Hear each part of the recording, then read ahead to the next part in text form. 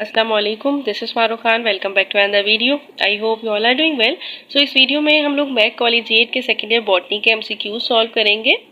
MCQ number 1 है secondary is found in. So यहाँ secondary growth होगा। सेकेंडरी ग्रोथ फाउंड होती है सारे के सारे एंगोइस्पर्म में, गाइम्नोस्पर्म में, लेकिन क्या होता है कि डाइकॉट एंगोइस्पर्म में तो होते हैं लेकिन मोनोकॉट एंगोइस्पर्म में ये लेक करता है। यहाँ पे आंसर आपका जो बेस्ट होगा ना वो ट्रैक्योफाइट्स होगा, क्योंकि ये एंगोइस्पर्म में भी देखे जाते हैं एंड गाइम्नोस्पर्म में भी देखे जाते हैं, दोनों इंक्लूड होते हैं ट्रैक्योफाइट्स में। सो करेक्ट ऑप्शन यहाँ पे सी है। एमसीक्यू नंबर 2 है द इन्फ्लोरेसेंस इन बनाना ए। सो बनाना में जो इन्फ्लोरेसेंस होती है ना वो स्पेडिक्स होती है। करेक्ट ऑप्शन यहाँ पे डी है। एमसीक्यू नंबर 3 है the urine of alkaptonuria contains high level of an amino acid.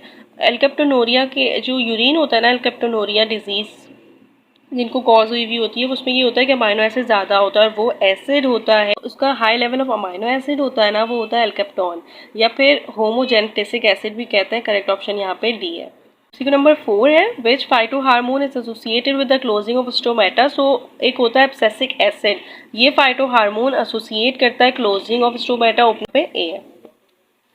MCQ number 5 है auxin means to protect, to increase, to control, to detect. So auxin का मतलब होता है इंड्यूस करवाना, ऑक्सिन का मतलब होता है स्टिमुलेट करवाना, स्टिमुलेट का मतलब इंक्रीज करवाना। करेक्ट ऑप्शन यहाँ पे बी है। नंबर 6 है which phenomena is mainly associated with the length of daylight. So ये होता है फोटोप्रेडिज्म। इसमें ये होता है कि प्लांट जो है ना वो अपनी फ्लावरिंग के लिए, अपनी एक्टिविटीज़ के लिए लाइट पे डिपेंड करते हैं।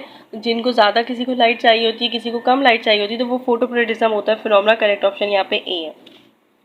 एमसीक्यू नंबर 7 है salt glands are present for distillation in which of the following plants. तो सॉल्ट ग्लैंड्स हमेशा होते हैं हेलोफाइट्स के पास, क्योंकि ये सॉल्ट मार्शेस एरियाज में होते हैं। करेक्ट ऑप्शन यहाँ पे ए है।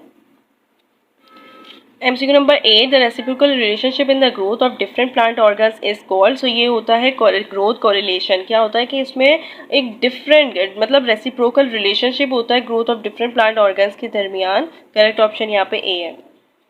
ग्रोथ कोरिलेशन की डेफिनेशन होती है कि रिलेशनशिप होता है, क्या होता है कि ग्रोथ जो है ना प्लांट ऑर्गन की वो रिलेट करती है किसी अदर ऑर्गन्स की ग्रोथ के साथ डिफरेंट डायरेक्शन में। तो यहाँ करेक्ट ऑप्शन फिर ए होगा। नंबर 9 है the growth region inside a plant body are called. So वो ग्रोथ रीजन वो होता है मेरिस्टम। यही मेरिस्टम एक ऐसा पार्ट होता है प्लांट्स का जिसमें डिवीजन हो रही होती है, ग्रोथ हो रही होती है। रीजन रिस्पॉन्सिबल होता है फॉर ग्रोथ। करेक्ट ऑप्शन यहाँ पे सी है। एमसीक्यू नंबर 10 है those plants which grow in strong light are called. वो प्लांट्स होते हैं हेलियोफाइट, जबकि स्कियोफाइट्स हमेशा शेड प्लांट्स होते हैं जो शेड में ग्रो होते हैं। करेक्ट ऑप्शन यहाँ पे ए है।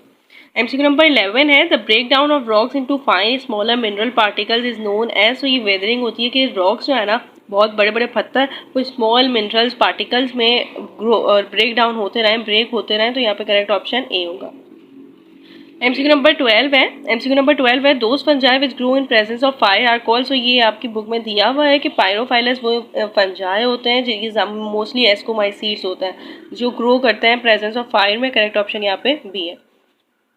एमसीक्यू नंबर 13 है apomixis found in a plant. So apomixis found होते हैं, एक प्लांट होता है जिसको हम कहते हैं डैंडलियन। आपकी बुक में इसकी एग्जांपल दी हुई है, वरना और भी प्लांट्स होते हैं जिसमें ये प्रेजेंट होता है, फाउंड होता है, बट आपकी बुक में डैंडलियन की एग्जांपल दी हुई है। करेक्ट ऑप्शन यहाँ पे सी है।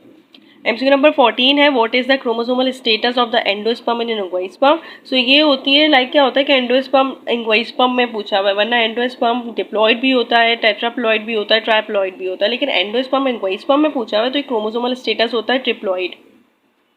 क्या होता है कि इसमें ना जो दो न्यूक्लाई होते हैं वो फिर रिएक्ट करते हैं स्पर्म से, तो 3 न्यूक्लाई इसके पास हो जाते हैं और फिर क्रोमोसोमल स्टेटस इसका ट्रिप्लॉइड होता है। करेक्ट ऑप्शन यहाँ पे ए है।